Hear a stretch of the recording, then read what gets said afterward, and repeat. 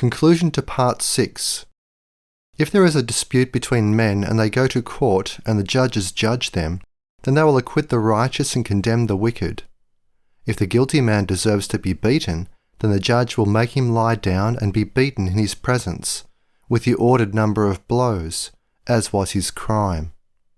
The judge may give him 40 blows, but he may not exceed that number. For if he should exceed that number and beat him with many more blows, then your fellow Israelite will be humiliated before your eyes. Deuteronomy 25 verses 1-3. This passage makes it clear that God authorizes the state to impose violence on convicted criminals and rebels. Modern political theory insists that this violence is monopolistic. The Bible does not teach this. The blood avenger had the right of violence against someone who he suspected of murder, even when that person killed someone else by accident. It is not legal for someone to defend him against a blood avenger. He had to be swift of foot to legally evade the blood avenger. The Mosaic Law set up the cities of refuge as a way to mitigate and undermine the power of the blood avenger. Therefore, families do have some biblical authority to impose violence. But in New Testament times, this is obviously limited. There are no more blood avengers. Jesus Christ fulfilled the office of the blood avenger, who was also the kinsman redeemer. Christ in final judgment will complete that office. This is why it is imperative that Christ the kinsman redeemer defend you against Christ the blood avenger. The Bible is clear on the legitimacy of civil government. I did my best to make this clear in the introduction to this section. I then devoted 3 chapters to topics related to the legitimate activities of the state. These are justice, national defence, bureaucracy and taxation, and issues related to the topic of eminent domain. I covered public utilities. These include water systems, sewage systems, and electrical power. These make urban societies possible. These make large concentrations of population possible.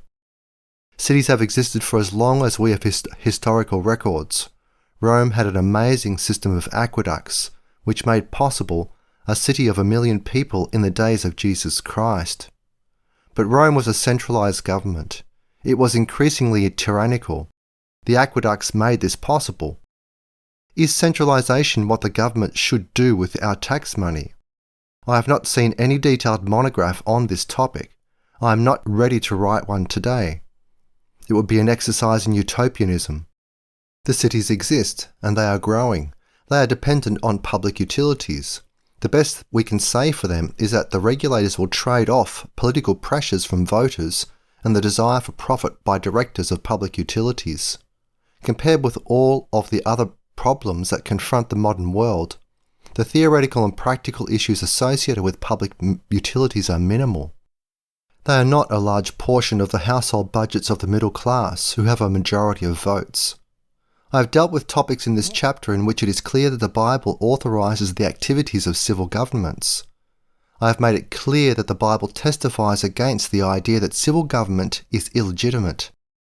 Civil government does have legitimate functions. These functions make possible the social order, which makes possible the division of labour. This means that the free market's auction process is dependent upon the enforcement of laws by the civil government. The Bible teaches this. Classical economics teaches this. All major schools of modern economics teach this. The tiny handful of economists who identify themselves as anarcho-capitalists have not developed comprehensive monographs and treatises to show how society could function without civil governments. The Bible makes it clear that civil governments have superior authority to the free market in the limited areas that I cover in Part 6. Free market economic theory can offer a few insights into the operations of civil government. But free market economics is based on the auctions principle of high bid wins. The high bids that win in democratic politics are votes. They are distributed on this basis: 1 citizen, 1 vote. Operationally, the pooling of these votes in the form of political action, committees and pressure groups makes possible the purchase of politician support for some kinds of legislation. There have been some positive insights from economists that throw light on these arrangements. That school of thought known as public choice theory has made some breakthroughs. But on the whole, economics has little to say about the operation of institutions that do not operate in terms of an auction. This includes the church, the state, and the family. If it is inherently immoral to sell something, and therefore illegal, then whatever that item is will not be easy to analyse by means of the analogy of the auction process.